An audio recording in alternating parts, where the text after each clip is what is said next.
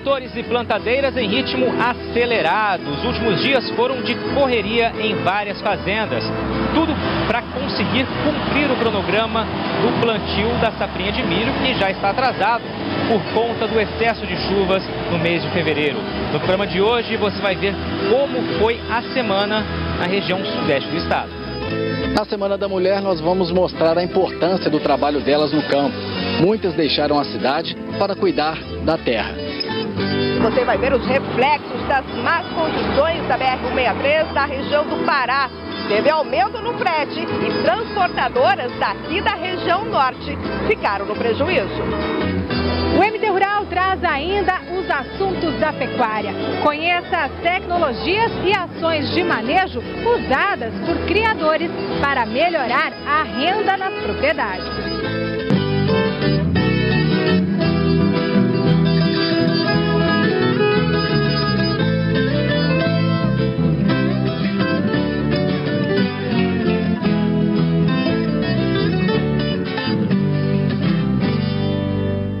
Olá, muito bom dia para você que acordou cedo para acompanhar as notícias do campo. Seja bem-vindo ao MT Rural. No último dia 8, você sabe, foi comemorado o Dia das Mulheres. Hoje você vai conhecer a Dona Vera e a Dona Marê, duas agricultoras que moram num assentamento em Sorriso e são apaixonadas pela vida na área rural. O dia começa cedo no sítio da Dona Vera. Quando o sol aparece, ela e o marido já estão mais do que acordados. É que eles levantam às 4 da manhã para a ordenha da vacada. Antes, o chimarrão na varanda, ritual sagrado por aqui. E daí segue o dia, o que tem para fazer a gente faz. O dia inteiro trabalhando. E meu dia entra ali para as 11 horas para dentro, descansa e daí quando é 1h30, 2 horas, sai para fora de novo, só entra de noite, o dia inteiro. A rotina é puxada na propriedade de 20 hectares. Tem cultivo de milho, mandioca, hortaliças, criação de galinhas, suínos e o rebanho leiteiro. São 4 vacas, que juntas produzem em média 60 litros de leite por dia. Tudo é vendido para um laticínio próximo. O trabalho pesado não é problema para a Dona Vera, é consequência de uma conquista. Comecemos, era tudo mato, tiremos lenha, fizemos tudo. Tudo que tem aqui foi nós que construímos. Aos 46 anos, Dona Vera passou 45 deles aqui no campo. Ela até tentou a vida na cidade, mas não se acostumou não. Dona Vera, vida na cidade para a senhora não existe? Não, é no campo. É o melhor lugar para mim que eu acho é no campo, que nem eu nasci, me criei e daí que nem a gente já tem o jeito de lidar com as coisas, você fica mais fácil, que nem eu na cidade eu não me ajeito. A garra e a paixão da Dona Vera pelo dia a dia no sítio são reconhecidas pelo seu Valdeci e foram determinantes para que o casal permanecesse na área rural. Ela ajuda desde de cedo a tirar leite, tudo o serviço do sítio, né? Que nem tirar leite, era uma cerca, tratar os bichos, tudo. Que nem se não fosse ela me ajudar, bem no fim eu não estava aqui, né? Eu tinha armado outro serviço, né? Mas a vida da mulher no campo precisa de atenção. Em muitos casos, falta apoio até mesmo do marido. Olha, a vida da mulher ainda no campo hoje é difícil. E tem muitas que têm os filhos em casa ainda, nem tem condições de mandar esses filhos para a escola, né? Então elas têm o dia de manhã inteiro para trabalhar nas roças, cuidar de filho, né, de marido e tudo, e muitas vezes não são compreendidas até. Se todas as mulheres que trabalhassem no campo tivessem o apoio do marido, elas cresceriam muito mais. Dude Paiva é vice-presidente do Clube Amigos da Terra de Sorriso, que desde 2010 realiza um projeto de incentivo ao trabalho da mulher na área rural. Os meninos que trabalham no CAT, eles dão todas as assistências para esses sitiantes que tem aqui. A gente tem um projeto de hortas, né? Também tem o do balde cheio, e elas estão trabalhando muito bem, elas estão de parabéns. E a gente também fica muito contente de poder estar com esse projeto lá dentro. Depois de 18 anos como esteticista no Rio Grande do Sul, a Mari decidiu tentar a vida no campo. A mudança completou 7 anos e ela não se arrependeu nem um pouco. Tentando melhoras, buscando coisas diferentes, na saúde, para a vida mesmo, que eu acho que hoje a gente tem que plantar para colher, né? E com muito orgulho, estamos aí, né? Na chácara de 2 hectares, o espaço é bem aproveitado. Tem plantio de quiabo, milho, berinjela, beterraba e hortaliças que são vendidas para escolas, feiras e restaurantes. Tudo que ela produz aqui é livre de agrotóxico. O manejo ela aprendeu com os técnicos do CAT, que também ajudaram com orientações sobre a atividade. A gente está tendo um auxílio muito grande com a parte de assistência técnica, a parte de organização, que eu acho que é o que a gente estava precisando para botar para andar, né? Com suor no rosto e um sorriso largo, Mari não tem dúvidas de que fez a escolha certa e resume o que para ela significa o trabalho no campo para a mulher. Pesado, trabalho bastante árduo, mas é compensador, é gostoso. Tudo que se faz com carinho é prazeroso. Bacana, né? E olha, esta semana tomou posse a nova diretoria da FAMATO. A cobrança por melhorias urgentes em infraestrutura e logística marcaram os discursos. Normando Corral ficará à frente da FAMATO pelos próximos 3 anos. Ele é engenheiro agrônomo, foi presidente do Sindicato Rural de Tangará da Serra e da Associação dos Fornecedores de Cana do Vale do Rio Paraguai. Assumir a federação em meio a uma crise econômica é visto como um desafio a mais. Muitos desafios já enfrentamos aqui no Mato Grosso, os produtores desse estado, todos que aqui estavam e todos que cá vieram. Então, novos desafios, isso aí nos estimula e vamos para frente. Normando ocupa a vaga deixada pelo produtor rural Rui Prado, que cumpriu 2 mandatos consecutivos à frente da FAMATO. A nossa federação, o nosso sistema tem trabalhado muito no que se refere às questões do agronegócio, mas sempre pensando no bem-estar dos nossos produtores, no bem-estar da nossa sociedade e do nosso estado, do nosso país. Para os produtores rurais, o novo time à frente da FAMATO representa a expectativa por melhorias, em especial nas estradas, responsáveis pelo escoamento das safras. Apesar de todas as dificuldades que o produtor rural supera no seu dia a dia, questão de crédito, questão de clima, que nós somos muito sacrificados agora nesses últimos dias na colheita, principalmente da soja, a gente tem a maior dificuldade, eu falei, da porteira para fora. Realmente a nossa maior dificuldade é logística.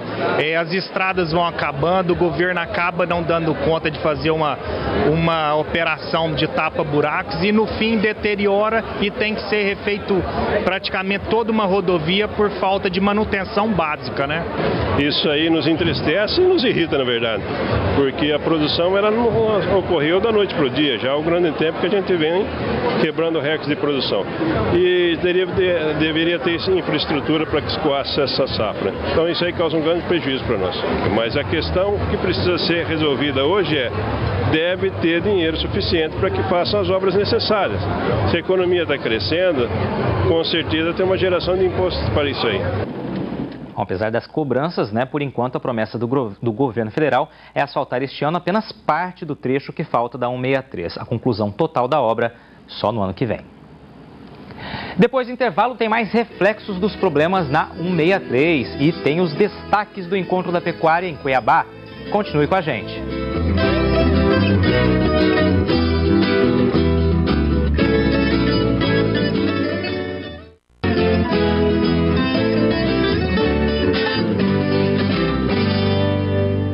Entra safra, sai safra e a preocupação com a logística continua grande e não é para menos. Em pleno escoamento tem caminhoneiro recusando fretes para os portos do Pará. E é fácil imaginar o porquê. O escoamento da soja aumenta a procura por caminhões e abre oportunidades para motoristas autônomos. Aqui no norte do estado, os portos de Miritituba e Santarém, no Pará, estão entre os destinos mais comuns. Só que depois dos atoleiros registrados na BR-163, há algumas semanas, a situação mudou. Quem enfrentou de perto o problema não pensa em fazer novamente o trajeto. Cheguei ontem de lá e não vou, de jeito nenhum. É só depois que arrumar a estrada, aí sim, aí eu vou. Aquilo lá, Deus o livre, né? O receio dos caminhoneiros refletiu nas transportadoras da região. Aqui em Sinop, por exemplo, teve empresa que chegou a diminuir até 85% dos transportes para Miritituba. E mesmo com a BR liberada, algumas vão demorar para sair do prejuízo. Nessa transportadora, a falta de motorista interessado em levar grãos para os portos do norte arrasta as dificuldades provocadas pelo caos na 163. A gente tinha aí pontos de embarque aí que era de urgência e acabou atrasando tudo os embarques. Estamos tentando recuperar agora, começou a rodar aí, vamos ver se a gente consegue recuperar o tempo perdido aí. O reflexo também aparece nos preços. O transporte de uma tonelada de soja de Sinop para Miritituba custa hoje R$ 200. R$ 30 mais caro que antes dos atoleiros. Apesar do aumento, tá difícil convencer os motoristas. O Erondi ficou 15 dias parado na 163. O caminhão ficou danificado e ele no prejuízo. Sobra uns 3 mil líquido aí, né? E esses 3 mil, com essas estradas aí que tá, eles acabam sumindo, né? Pneu que você corta, pneu que desloca, carreta que torce, molejo que quebra, né? Quebra, na verdade, assim, nós acostumamos dizer assim, quando vamos pra lá, quebra tudo, né? Com a recusa dos motoristas e os problemas na estrada, o escoamento rumo ao Pará nos próximos dias ainda gera dúvidas. Para o presidente do Sindicato Rural de Sinop, parte das cargas vai acabar sendo direcionada para os portos de Santos, em São Paulo, e Paranaguá, no Paraná. Só que os fretes para essas regiões também subiram. Ultrapassou os R$300, segundo o levantamento do próprio IMEA, quando a gente acompanha isso tudo, sentido Paranaguá ou Santos. Isso, na realidade, vira um prejuízo para o Brasil todo, por conta do descumprimento que houve dessa exportação que já estava aí programada, né? Então, com certeza, o prejuízo foi na cadeia. Nós, como representante do nosso setor, a gente sentiu isso na pele também. Agora, a pecuária. Esta semana teve intercorte em Cuiabá. Quem acompanhou os painéis da feira conheceu formas diferenciadas de manejo e tecnologias que já deram certo em outras fazendas. O cenário mudou para quem cria. 2017 começou com queda nos preços do bezerro. Há um ano, um animal com 12 meses era negociado por até R$ 1.300 no estado. Agora, em algumas regiões, por cerca de R$ 1.000. E na tentativa de equilibrar as contas, o criador precisa ser mais eficaz. Ou seja, produzir mais animais em menos tempo e ainda com custos menores. Se eu tenho um intervalo de parto que é o ideal, 12 meses, eu tenho a minha vaca pare um bezerro por ano. Se ela for para 15 meses, o intervalo entre parto, ela vai ter 30% a menos de produtividade na vida útil dela. Em 1.000 vacas, numa vida útil de 10 anos, são 21.000 arrobas a menos de bezerro produzida. Ou seja, eu tenho uma empresa que trabalha só com 70% da sua produtividade. Na maioria das vezes, não é nem incompetência do pecuarista, ele não sabe como mensurar. Falta de informação.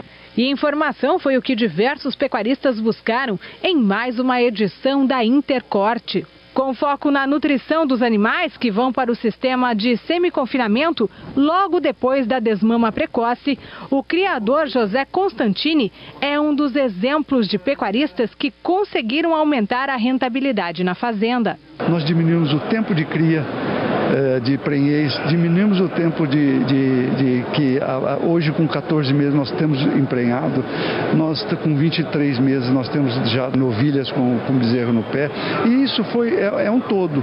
As vacas aumentamos o índice de prenhez da fazenda em cima de genética, que eu acho que sem isso não se faz, e em cima de alimentação, que eu também acho que é importante. Entre as recentes discussões que envolvem a pecuária de Mato Grosso está a questão da alíquota de ICMS, que incide sobre a venda do boi em pé. No final do ano passado, o governo estadual publicou um decreto que subiu de 7% para 12% a alíquota nas transações interestaduais. Durante a Intercorte, o governo fez um anúncio que agradou aos pecuaristas, a revogação deste decreto. Isso afetava diretamente o produtor, onde diminuía a competitividade, ia ter mais oferta de animais dentro do estado de Mato Grosso e, obviamente, isso aí ia desgringolar o mercado para baixo, ou seja, ia cair os preços. Esse número de 7%, que é o imposto atual, ele perdure até junho e do dia 1º de julho se anuncie, se for acaso de subir o imposto, ele não vai subir mais para 12, ele vai subir para 9. Mas nós temos plena convicção que, segundo essas análises técnicas, que esse número não aumente. Tem grande probabilidade de permanecer ou até abaixar a carga tributária. Numa época em que a carne bovina tem perdido espaço para outras fontes de proteína animal, a promoção do produto também está no foco da Intercorte, com rodadas de pratos exclusivos. Aliás, melhorar a qualidade da carne para aumentar o consumo também é trabalho dos pecuaristas. O grande desafio é agregar renda, tendo uma gestão melhor sobre o negócio, aumentando os índices de produtividade, procurando oportunidades para o negócio. 2017 é um ano onde nós podemos nos consolidar como os grandes exportadores de carne, um dos grandes exportadores de carne do mundo. Nós podemos nos consolidar como grande exportador de carne para a China, nós podemos consolidar como maior exportador de carne para os Estados Unidos. Já que do lado de vista da oferta a coisa não é tão boa como nós gostaríamos, vamos trabalhar o outro lado, que é o lado da demanda. Vamos procurar mais gente para conhecer o nosso produto, para comprar o nosso produto e a gente dar vazão para tudo que é produzido aqui em Mato Grosso. E amanhã começa o Acrimate em Ação, uma caravana que realiza rodadas técnicas com criadores e palestrantes, vai passar por 31 municípios. Nesta semana, a rota inclui Poconé, Cáceres, São José dos Quatro Marcos, Porto Espiridião, Pontes e Lacerda e Vila Bela da Santíssima Trindade. E o milho é o destaque no próximo bloco. As lavouras devem ocupar área recorde nesta safrinha.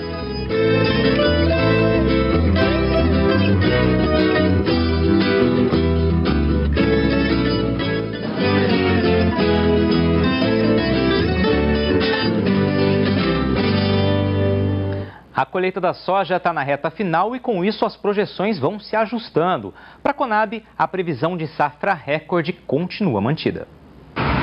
A chuva assustou os agricultores na colheita da soja, mas segundo a Conab, os estragos foram limitados e o cenário é muito melhor do que o da safra passada. Mato Grosso deve colher ao todo 29.952.000 toneladas de soja, 15% a mais que na temporada anterior. A produção de milho, incluindo a primeira e a segunda safra, que é a mais forte do estado, também será expressiva, 23.633.000 toneladas, crescimento de quase 55%. O algodão também aparece num cenário mais positivo. Apesar das lavouras estarem perdendo espaço, a produção de pluma deve crescer 11%, chegando a 978.000 toneladas.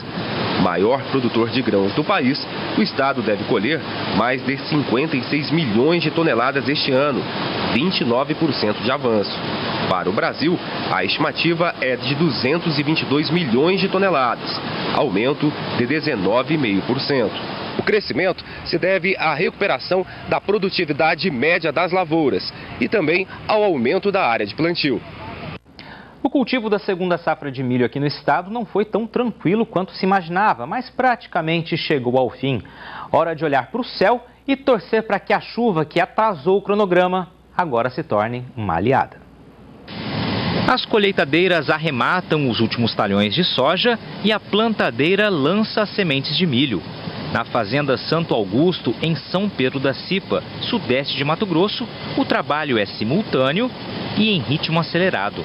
Realmente, esses últimos dias a gente está dando uma acelerada e que nós estamos atrasados no plantio e a colheita. As chuvas atrapalharam nós um pouco no período aí da janela, ficou um pouco mais extensa, estamos saindo um pouco dos melhores dias do plantio, mas estamos acelerando para ver se a gente consegue terminar. A pressa do agricultor Rodrigo Martins tem motivo. Ele queria ter concluído o plantio do milharal em fevereiro, mas com o excesso de chuvas, faltou semear 10% dos 900 hectares. O ideal sempre é plantar no mês de fevereiro, porque a janela ideal é em fevereiro, devido às chuvas do mês de maio, que são essenciais para o enchimento de grão da cultura do milho. Quanto mais tardar esse plantio avançando no mês de março, maior serão os riscos da gente não pegar essas chuvas no período que mais necessita na cultura do milho. Se não tiver essa chuva, o enchimento de grão não será pleno, a gente não consegue extrair tudo que a gente precisa do solo, consequentemente teremos produções abaixo da esperada. Apesar do atraso, o agricultor está otimista. Comprou sementes de melhor qualidade, investiu em adubação e espera um aumento na colheita. O ano passado eu estava esperando colher uns 85, 90 sacos de média final e a gente colheu 50 sacos de média. E esse ano eu estou iniciando o plantio com um pouco mais de investimento e tecnologia, plantando uns híbridos melhores. A expectativa é que a gente faça uns 100 sacos de média final. Os milharais devem ganhar espaço este ano aqui em Mato Grosso. A previsão do IMEA, o Instituto Mato Grossense de Economia Agropecuária, é de que as lavouras ocupem mais de 4.400.000 hectares, um avanço de 4% em relação ao ano passado. Para quem apostou na safrinha, a chuva que até então causava apreensão na reta final da colheita da soja, de agora em diante, é mais do que bem-vinda na fazenda.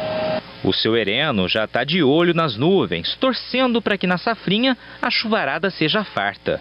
Ele conseguiu plantar toda a área de 1.050 hectares na época recomendada. A lavoura está promissora. E muito, né?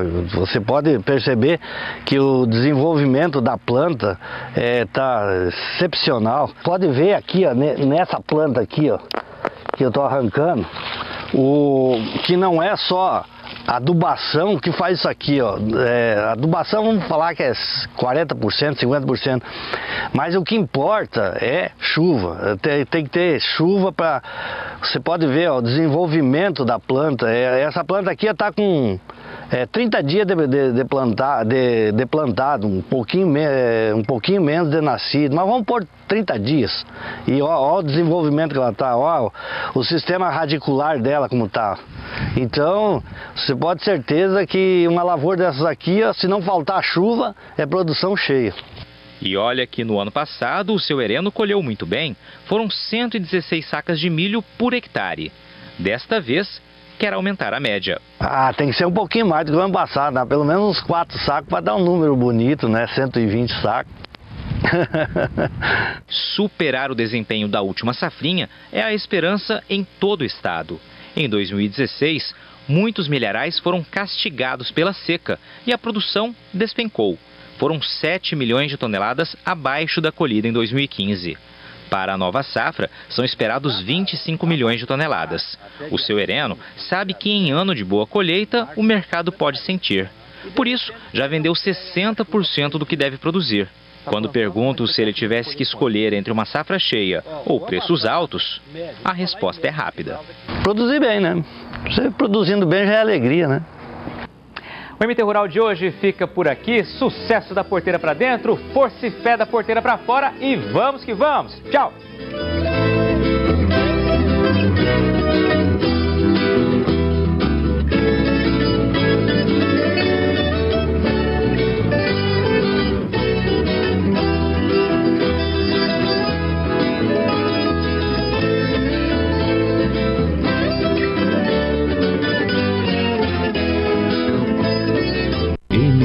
Rural. Oferecimento